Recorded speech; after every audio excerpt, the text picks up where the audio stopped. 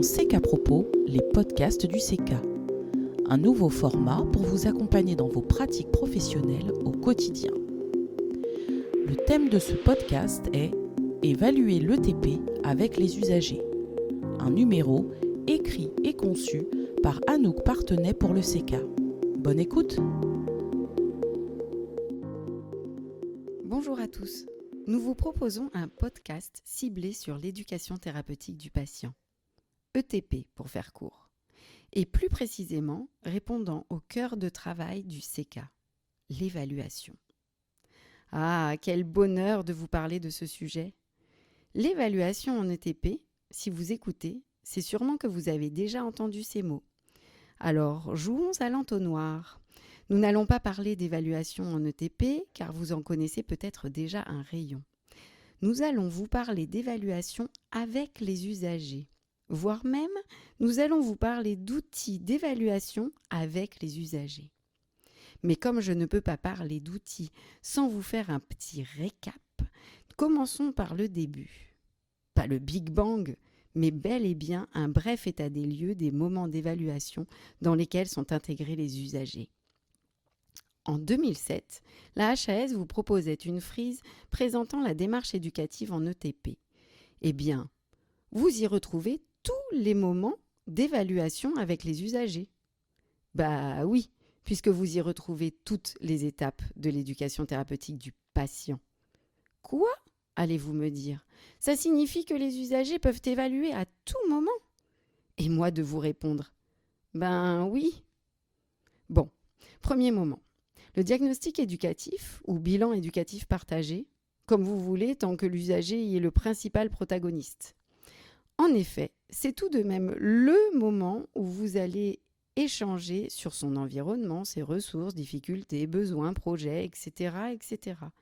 Et comme ce moment est itératif, c'est-à-dire qu'il se répète et qu'il va se compléter au fur et à mesure du parcours, vous allez pouvoir, à l'écoute de l'usager, identifier ce qui va lui permettre, au travers de votre programme, de lever les difficultés, de répondre à ses besoins, etc., etc. Allez, deuxième moment d'évaluation identifié, l'évaluation pédagogique. C'est un temps qui peut être soit proposé à l'usager, soit lui-même peut le demander. Elle peut être en fin de programme, mais aussi à tout moment du parcours éducatif. Cette évaluation permet de faire le point sur là où nous en sommes, professionnels et usagers, sur le parcours de l'ETP. Lors de ces deux moments, vous pouvez bien sûr utiliser des outils qui permettront d'évaluer avec l'usager et non d'évaluer l'usager tout court. C'est-à-dire que, vous le savez, plus vous êtes intégré dans une démarche, moins vous la subissez, plus vous avez envie d'y participer. Et si nous allons plus loin, plus vous avez envie, plus vous êtes motivé, plus il est facile d'apprendre, d'intégrer de nouvelles notions. Ainsi, des échelles visuelles analogiques, des cartes de Barrows, des mises en situation vont permettre aux professionnels de comprendre ce qui va favoriser au sein de leur programme la montée en compétences, ce qu'il va falloir renforcer, préciser, bref, améliorer. Et surtout, ces outils vont permettre aux usagers d'exprimer là où ils en sont, ce qu'ils font, ce qu'ils veulent faire, ce qu'ils peuvent faire. Ces outils vont développer les compétences métacognitives, mot que je qualifierais de savant et dont je vous invite à aller voir la définition si vous avez un doute, car c'est peut-être une des compétences incontournables à développer pour tout le monde. Mais comme ce n'est pas le sujet, revenons à nos moutons. Les outils d'évaluation avec les usagers. Sur cette même frise, il y a ce que vous aimez bien sûr le plus, les évaluations de programme. Vous savez, l'auto-évaluation annuelle et l'évaluation quadriennale, desquelles la HAS vous a proposé 2 guides. Comme dans toute évaluation, vous allez pouvoir identifier les points forts et les difficultés que vous rencontrez dans votre programme. Vous allez enfin pouvoir vous poser pour évaluer cette fameuse démarche éducative dont je vous parlais au début de ce podcast. Vous savez, HAS 2007. Et ceci avec les usagers qui y ont participé ou qui y participent. De près lors des ateliers, des bilans, des évaluations ou de près au moment de la déclaration du programme. Pour cela, le CECA vous propose des outils. Tout d'abord, les grilles patient-traceur en ETP. Elles sont construites sur la base de la démarche éducative dont nous parlions précédemment, en incluant le moment de la proposition de l'offre, du suivi éducatif, en passant par le bilan éducatif partagé, les ateliers et les évaluations pédagogiques. Elle implique alors tous les acteurs. Il existe 2 grilles créées en miroir l'une de l'autre. L'une permet d'interroger un patient identifié en amont et qui a donné son accord de participation. L'autre interroge l'équipe sur la prise en charge ETP de ce même patient au regard de son dossier. Selon les résultats, les plans d'action découlant de ces 2 échanges vont cibler des objets d'évaluation proposés par la HAS en 2012. Accès au programme, adaptation de celui-ci, mise en œuvre des activités éducatives, préparation, réalisation et animation des séances, coordination et partage d'informations, etc. Et vont donc vous permettre de mener votre évaluation de programme en incluant la parole des usagers de leur vécu. Une question redondante. Combien de temps ? Combien de temps ? Alors, disons que si l'on évalue toute la démarche, si on déroule toute la grille, 30 à 45 minutes avec l'usager, 1h30 à 2h avec l'équipe. Bien sûr, il y a quelques incontournables que j'appellerai des prérequis. Il faut trouver une personne neutre, sous-entendu qui ne soit pas intervenant direct dans le programme, pour conduire les entretiens. Présenter la démarche aux protagonistes, équipe et usagers, prendre connaissance de la grille, voire adapter les questions ouvertes à sa structure et à son programme.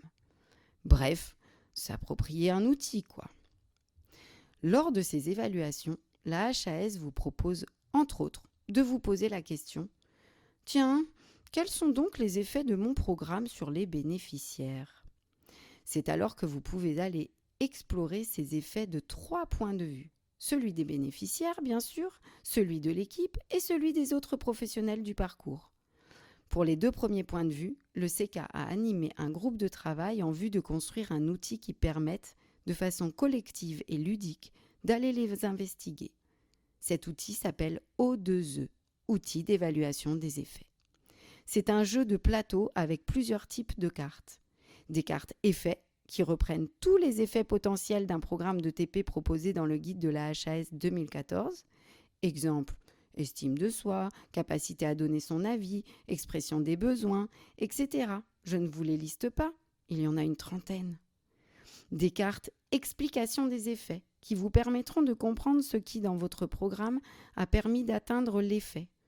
Par exemple, l'accessibilité, la coordination, les outils. Des cartes sources d'informations, listant les sources sur lesquelles vous pourriez vous appuyer comme élément de preuve de cet effet. Par exemple, compte-rendu d'évaluation pédagogique, le dossier ETP. Et enfin, des cartes outils et techniques qui proposent un panel de techniques d'évaluation pour aller évaluer l'effet avec l'usager si vous vous rendiez compte qu'il ne l'était pas. O2E, de par son déroulé, est un outil qui permet donc d'aller évaluer les effets du programme sur les bénéficiaires du point de vue de l'équipe. Mais, utilisé avec des bénéficiaires, il permet aussi d'avoir l'autre versant, celui des usagers. Et, comme le patient traceur, il a alors la puissance du regard croisé entre professionnels et usagers. Il va même jusqu'à l'identification d'actions de maintien, de renforcement ou d'amélioration de l'effet identifié. Comme vous le voyez, des outils d'évaluation avec les usagers existent. Ces 2 derniers outils, où la parole de l'usager est valorisée, sont à disposition au CECA. Il vous suffit de nous contacter. Alors, à bientôt. C'était CECA Propos, les podcasts du CECA. Ce podcast fait partie d'une série à retrouver sur ceca.fr. Alors à bientôt!